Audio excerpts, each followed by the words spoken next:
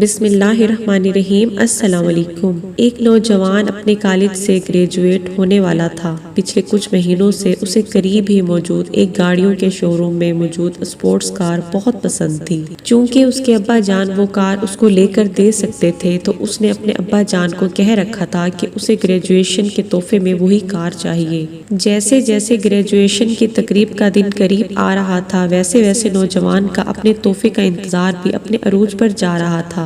بالآخر تقریب کے دن کی صبح کو اس کے ابا جان نے اس کو اپنے خاص مطالعے کے کمرے میں بلایا۔ اس کے والد نے اس کو بتایا کہ ایسے ذہین اور محنتی بیٹے کے باپ ہونے پر ان کو کتنا فخر ہے اور یہ بھی کہ وہ اس سے کتنا پیار کرتے ہیں۔ پھر انہوں نے اس کو ایک غلاف میں لپٹا ہوا ڈبہ تحفے میں دیا۔ کچھ مایوسی اور تجسس کے ساتھ اس نے وہ تحفہ کھولا تو اس میں ایک نہایت خوبصورت چمڑے کے دستے والا قرآن پاک موجود تھا۔ یہ دیکھنا تھا کہ غصے کے مارے اس کی رنگت سرخ پڑ گئی اور وہ اپنے ابا پہ چلا اٹھا۔ اپنی اتنی ساری دولت ہونے کے باوجود آپ نے مجھے صرف یہ قرآن تحفے میں دیا؟ اور پھر وہ اس انمول تحفے کو وہیں رکھ کر نکلا اور گھر چھوڑ کر چلا گیا۔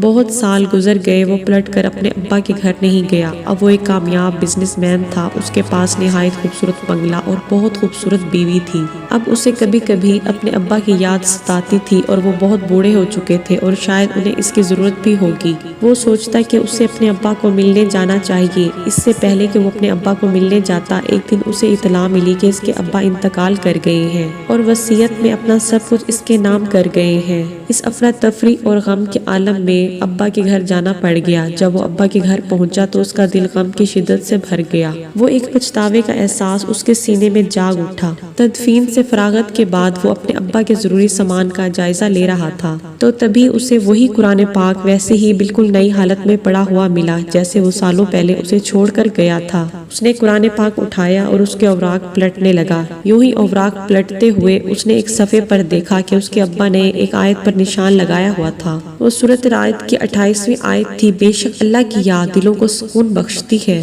اس نے یہ آیت پڑھی تبھی قرآن کی پچھلی جانب سے کوئی چیز نیچے گری۔ وہ ایک کار کی چابی تھی، اس کے پسندیدہ شو روم میں موجود کار کی چابی۔ رسید کے ساتھ اس کی گریجویشن والی تاریخ لکھی ہوئی تھی اور ساتھ ہی یہ بھی لکھا تھا کہ مکمل قیمت ادا کر دی گئی ہے۔ حاصل کلام، زندگی میں کتنی ہی دفعہ ایسا ہوتا ہے کہ ہم اللہ پاک کی عطا کردہ ان گنت نعمتوں کو صرف اسی وجہ سے ٹھکرا دیتے ہیں کیونکہ وہ ہماری توقعات کے مطابق نہیں ہوتی، اور بعض دفعہ جلد بازی میں ہم غلط فیصلے کر دیتے ہیں جن کا دکھ اور نقصان پوری زندگی ہمیں اٹھانا پڑتا ہے۔ آج کی ویڈیو پسند آئی ہو تو لائک، سبسکرائب، شیئر کر دیجیے۔ ملتے ہیں نیکسٹ ویڈیو میں، تب تک کے لیے اللہ حافظ۔